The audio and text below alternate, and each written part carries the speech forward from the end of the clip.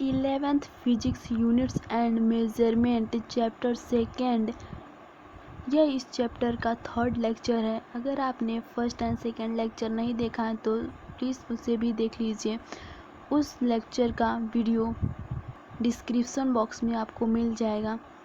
Now पिछले videos में हमने बात की थी फंडामेंटल यूनिट्स के बारे में, टाइप यूनिट्स के बारे में, यूनिट्स एंड मेजरमेंट को हमने डिस्क्राइब किया था। इस वीडियो में हम बात करेंगे सप्लीमेंट्री यूनिट्स के बारे में। सप्लीमेंट्री यूनिट्स भी एक प्रकार की यूनिट्स होती है जो हमारे लिए बहुत ज़्यादा इम्पॉर्टेंट होती है।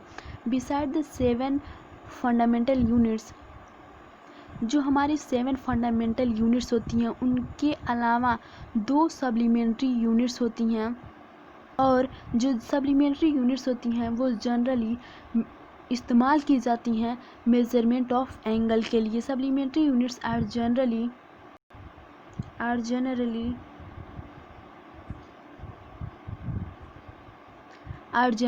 Used for measurement of angle.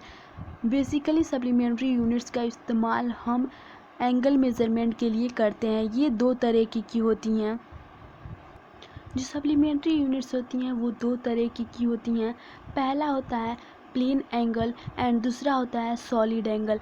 हम एक एक करके जानेंगे कि प्लेन एंगल क्या होता है और सॉलिड एंगल क्या होता है। सबसे पहले हम बात करते हैं प्लेन एंगल के बारे में। प्लेन एंगल में हम सबसे पहले बात करेंगे रेडियन के बारे में कि रेडियन क्या होता है। बेसिकली जो रेडियन है एक यूनिट है जिसका इस्तेमाल हम एंगल मेजरमेंट के लिए करते हैं। जैसे कि सपोज दैट यहाँ पर एक फिगर दिया गया है सर्कल का, और इस फिगर में देख सकते हैं जो BO है ये रेडियस है सर्कल का, और AB हमने आर्क लिया है सर्कल पर। यहाँ पर देख सकते हैं जब हमने AB आर्क लिया तो यहाँ पर एक सेंटर पर, जो सर्कल का सेंटर है, यहाँ पर एंगल फॉर्म हो रहा है, दैट इज़ थीटा हमने सपोज किया। तो अगर हमें एंगल AOB फाइंड आउट करना है तो उसके लिए हम एक फॉर्मूला का इस्तेमाल करेंगे, एंड वो फॉर्मूला है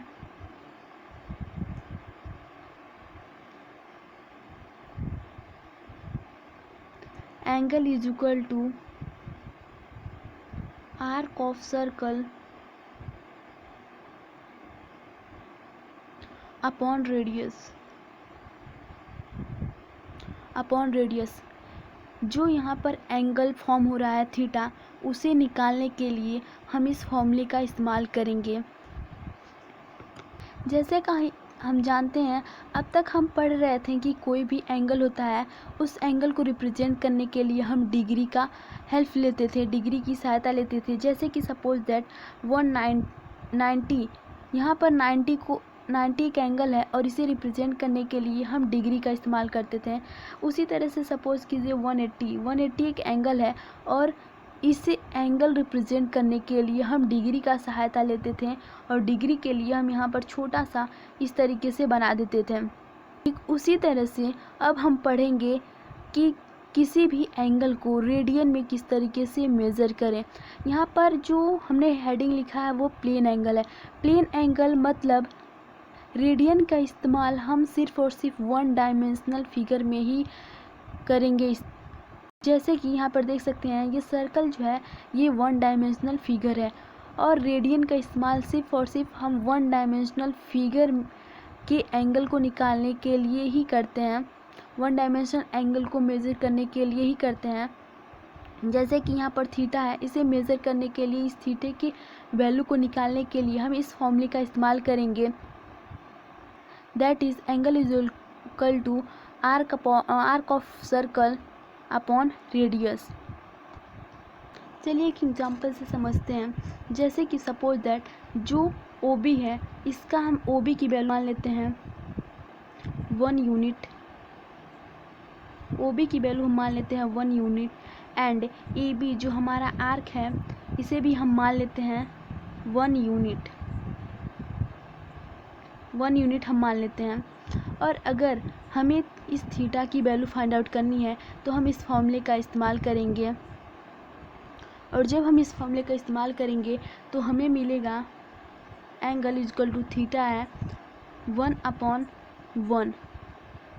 इन दोनों की यूनिट सेम होगी क्योंकि आर्क भी मीटर में मेज़र होगा और रेडियस भी मीटर में मेज़र होगा। इस वजह से इन दोनों की यूनिट्स सेम होगी, और अगर इन दोनों की यूनिट सेम होगी तो यूनिट कट जाएगी और थीटा इज इक्वल टू हो जाएगा 1।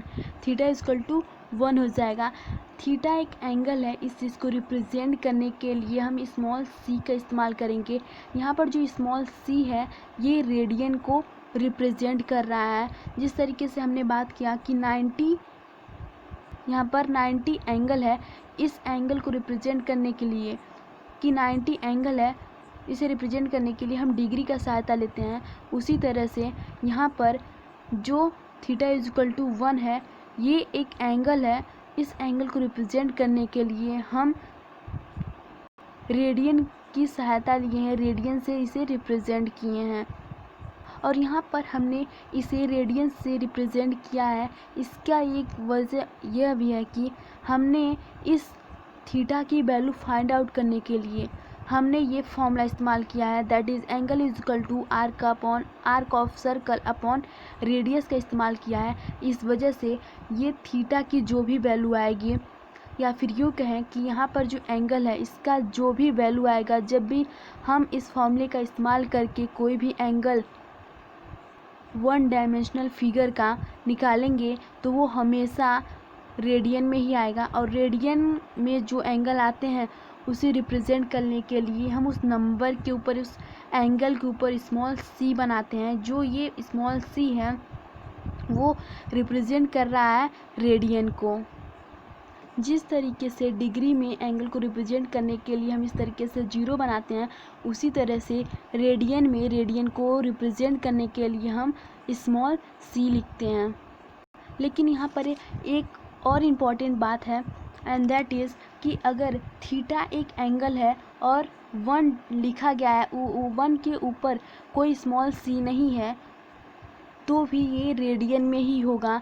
क्योंकि अगर कोई एंगल है उसके ऊपर स्मॉल सी है तब भी वो रेडियन में होगा, और अगर नहीं है तो भी वो रेडियन में ही होगा।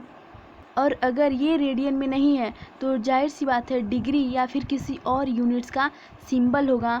लेकिन अगर कोई एंगल गिवन है और उसके ऊपर कोई सिंबल नहीं है, इसका मतलब वो एंगल जो है वो रेडियन में है।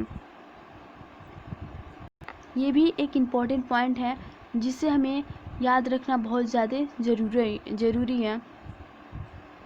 अब हम बात करेंगे relation between degree and radian के बारे में।